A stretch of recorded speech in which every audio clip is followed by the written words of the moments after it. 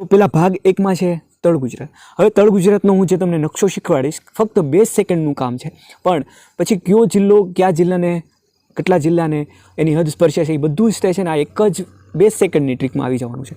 જુઓ હવે કઈ રીતે જુઓ. હવે ફક્ત પહેલાં તો તમારે છે ને આવી રીતે એક ઝંડા જેવું બનાવી નાખવાનું છે, બરાબર? આ ઝંડા જેવું દેખાય તમને? હવે એને આ જુઓ આવી રીતે આ હું બનાવ્યો મેં એક પ્રકારનો ઝંડો બનાવ્યો જે આપણા દેશના ઝંડાને મળતો આવે છે એવો ઝંડો મેં બનાવ્યો, ઠીક છે? હવે જુઓ એના આવી રીતે ભાગ પાડવાના છે, બરાબર?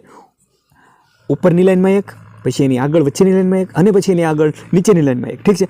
આ છે પૂરું તળ ગુજરાત. આ શું છે તો કે પૂરું તળ ગુજરાત આવી ગયું.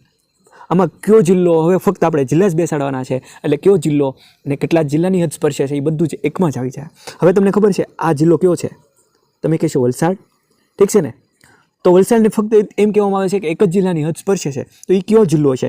તો કે એ નવસારી છે, ઠીક છે?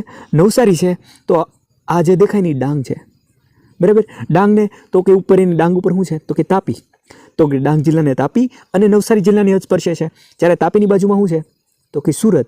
હવે સુરતની ઉપર ભરૂચ આવેલું છે અને ભરૂચની બાજુમાં નર્મદા આવેલું છે, ઠીક છે?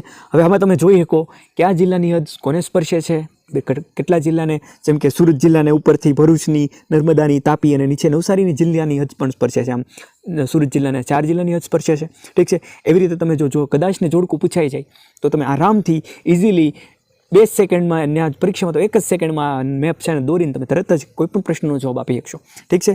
આટલું જ કરવાનું છે ફક્ત તમારે. સમજાઈ ગયું ને તમને? બસ બીજું કાંઈ નથી આમાં. તો જો મિત્રો આ તો ભાગ 1, કાલે બીજા 2 ભાગ મૂકી દેવાનો છું અને આપણે ઘણા બધા સાહિત્યના